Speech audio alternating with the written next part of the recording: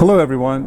Today I'm here to show you that you don't have to break the bank in order to get yourself a proper audiophile sound system that consists of pretty high quality components.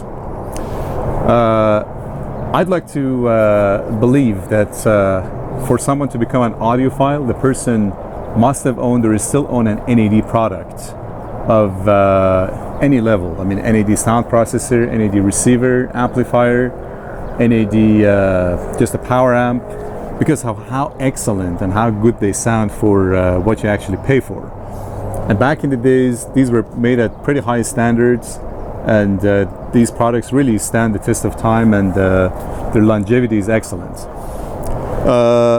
So I'm here to tell you that you can acquire all these components for less than $500, and this system as a whole rivals maybe an audiophile system that might cost you even more than $1,500. So it's important as an audiophile not to squander all the money and wealth that you have on audio products. I mean, there's nothing preventing you from spending $16,000 on Luxman SACD or $14,000 on a pair of Martin Logan electrostatic speakers, except the money. So if you're someone who can afford these products, then probably this video doesn't apply to you. But for like a budget conscious person who carefully spends his or her money, this video can actually do you some good. So this system consists of a sound processor, an amplifier, and a streamer. So we don't have any CD player, we don't have any turntable or cassette deck that's connected to the system. We're trying to keep it simple as possible. For my main system, I actually do have a turntable, I have a cassette player, cassette deck, I have a CD player. I used to have an SACD player, but I don't use it anymore because the sound quality isn't that so with the system I have is not that transparent to give me perceptible differences between just a regular CD and SACD. So I eliminated SACD from my system. But so for this system, we're doing away with the with all these other things. So we're just going to stick to a digital streamer. So let me tell you a little bit about the sound processor and the amplifier. So the sound processor we have is the NAD Surround Sound Processor 910. I think this was a product that was made by NAD back in the I think the mid 80s, and so it employs a Dolby surround sound processor. It does Pro Logic. I think it's a precursor, or it was a precursor to the more proper version of a surround sound 5.1 surround sound experience. But it also does the kind of non-Dolby surround processing. This is referred to as the sound space. So it does stadium, hall, and club. What it does, in my opinion, or this is what I'm thinking, that it kind of detects the empty spaces in the music and tries to amplify those in the context of a certain experience. If you're going to go for the stadium experience, it sort of mimics, it gives you the illusion that you're actually in a stadium listening to the music. The same goes with the concert hall, and the same goes with the club. As far as how they've actually implemented that, I'm not sure. I'll have to do some more research and find out about it. But these are non-Dolby. These are not licensed by Dolby. So I think NAD, this is probably a proprietary technology by NAD that was put in the system back then.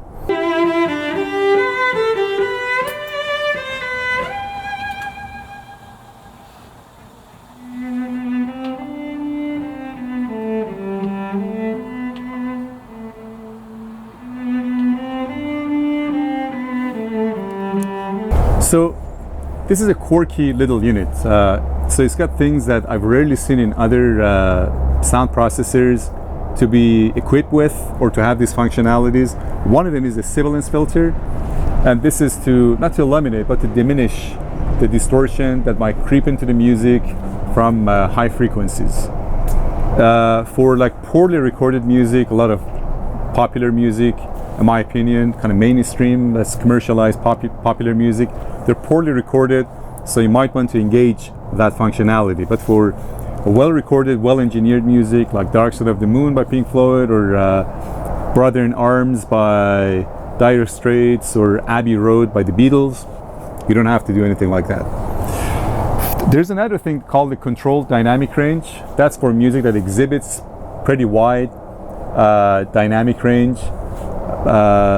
So you might want to activate that if there's like a record that's known to have pretty wide dynamic range, and I don't know, makes the music listening a little annoying because the sound gets too loud or too quiet in some respects. So then you might want to activate something like that. But I've rarely seen those actually functionalities in other sound processors. It's good to have them. It's good to play around with those things, and it's good to have some sort of engagement and some sort of understanding as to what the sound processor does.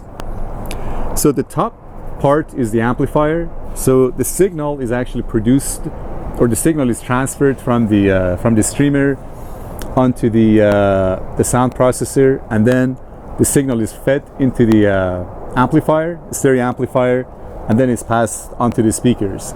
So this is a 30 watt per channel system. It's a conservative estimate by NAD. This is perfectly sufficient for a small room or for like a small living room. It does a perfect job, so you don't have to worry about wattage limitation. The speakers I'm actually pairing the system with, these are pretty inexpensive speakers, and they frequently go on sale on Amazon for like $70. So it's a fantastic deal. These are pretty high fidelity speakers.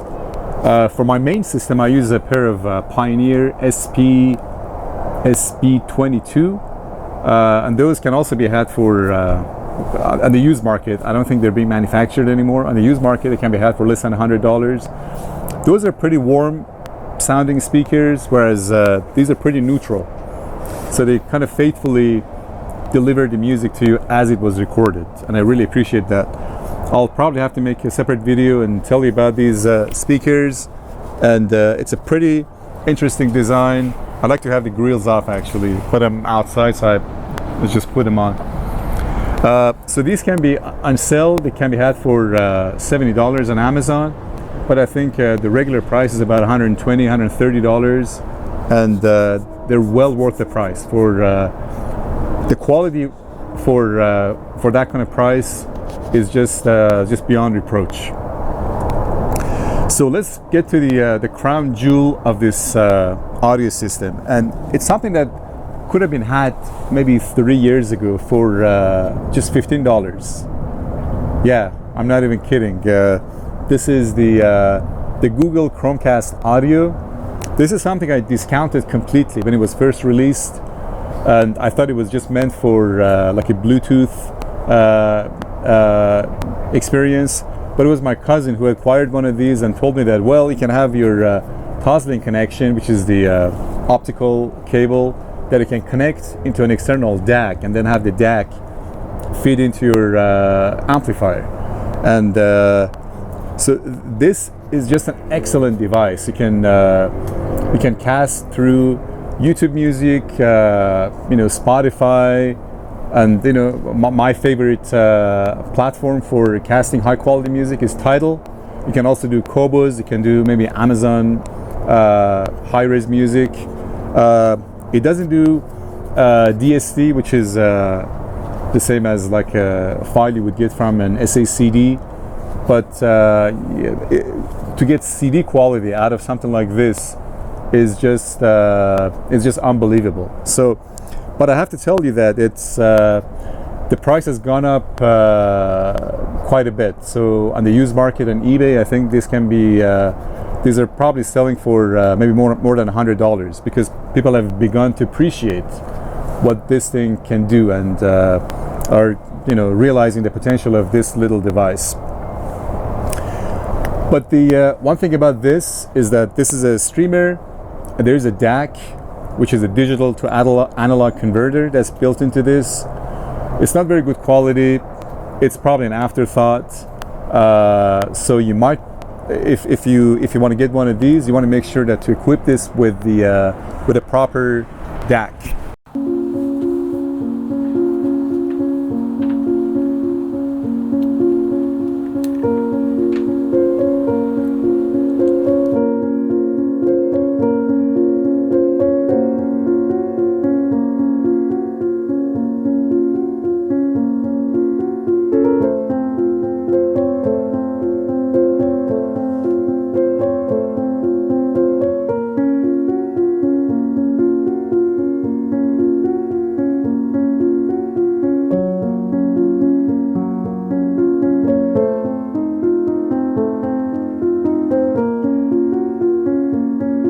So, as I said, you have to stream onto this Google Chromecast audio and then have the signal being fed onto a DAC. So, for DAC, I'm using a Schiit Modi 3, which is made by a company in California. It's all made in the USA, and the case is made out of metal. It's a very well made product, and it sounds absolutely excellent. I mean, there's simply no, there's no comparison between these two, between the DAC that's built into this and the DAC that you actually have inside the Modi 3. And for most receiver amplifiers you buy these days, they come with DACs, but they're not very good quality. As I said, they're mostly afterthought DACs. And for a DAC like this, it's not just the chip that makes the biggest difference or contributes to the sound quality. It's the chip, it's a combination of the chip and the power supply, and the whole construction of the DAC really contributes to the sound quality. For my main system, I don't use a Modi 3. I could very well use one of these, but I use an Arcam or Arcam DAC. I think it's called an RDAC. The sound that comes out of that DAC is a little bit different from this. This is more detailed, more crisp, whereas Arcam is kind of more full-bodied, and it creates a more like an immersive musical experience. But Modi 3 is an excellent product. The Modi 3 can be had, I think you can just go on Schiit website and get one of these for $100, I think. Well, actually $129, one of those plus shipping. I think it amounts to maybe $130, $140. And for that price, this is a true bargain for what you're getting as far as sound quality. And the Chromecast, if you can find it on Facebook Market or the Craigslist, maybe $30, $40. If you can find it on eBay, actually sells for a lot more. It sells for more than $100. But maybe on Facebook Market or Craigslist, somebody sells it used, maybe a $50 product. So the DAC and the streamer, maybe $200. $70 for the speakers, $270. And for this whole system, for the amplifier and also for the sound processor, I paid $200. So we have a total of $470, which is less than $500 bucks. But what you have is a proper audiophile system that sounds absolutely excellent. Try listening to Dark Side of the Moon through a system like this, and you will know what I'm talking about. So I plan to make separate videos about these Sony speakers, and these are rear ported, by the way. So you might want to put these close to a wall in your room when you're setting up. Yeah, so I'll make separate videos on maybe these products, maybe one exclusively just for the Modi 3 and talk about it. And my experience, I listen to a lot of classical music and a lot of progressive rock music. So I can tell you what my experience is in each context, context of classical music or progressive rock, and how these components sound and everything. This is my secondary system that I use in the living room. For my main system, I use different components. So I plan to make another video and show you each one of those components. One thing about the sound processor, it doesn't have a phono preamp. I think it was a sensible decision on NAD's part back in the 80s when they made a product like this. They wanted to make a product that would sound absolutely excellent without all these kind of gadgets and gizmos, because they probably knew that if they included a phono stage into a sound receiver, into a sound processor or a preamplifier like this, it would be of pretty low quality. So I think they didn't actually include that in there so they could encourage the potential customer to invest in a separate a phono stage. And any, or I shouldn't say any, but a phono stage that you can get, or a phono preamplifier you can get from a reputable brand, always, in my opinion, always surpasses anything that's built into even like a high-grade receiver amplifier. Even some of the Pioneer Elite amplifiers, I've seen the phono stages to be easily defeatable by something like a Zen HiFi or a Schiit, I think Mani, and those can easily outperform most of the phono stages that are built into most receiver amplifiers. So yeah, if you plan to connect a turntable into this, then you might want to consider buying an external phono preamplifier. But it can connect your CD player to this, can connect your cassette player to these. Have a great quality system that's going to last you for years to come. And these products, I think, sort of on and off, they appear on eBay, and I think for both, for like $100 actually for each one of these. So it's a real bargain to get a product of this excellent build quality. All the components inside are well made. Even the buttons and dials all feel great. Feel pretty responsive to the touch. So yeah, a good quality system that can be had for less than $500 if you're a budget conscious individual who wants to start I don't want to say becoming an audiophile, but to really appreciate music and have an audiophile experience. Thank you very much, and I'll see you on the next video. Appreciate it.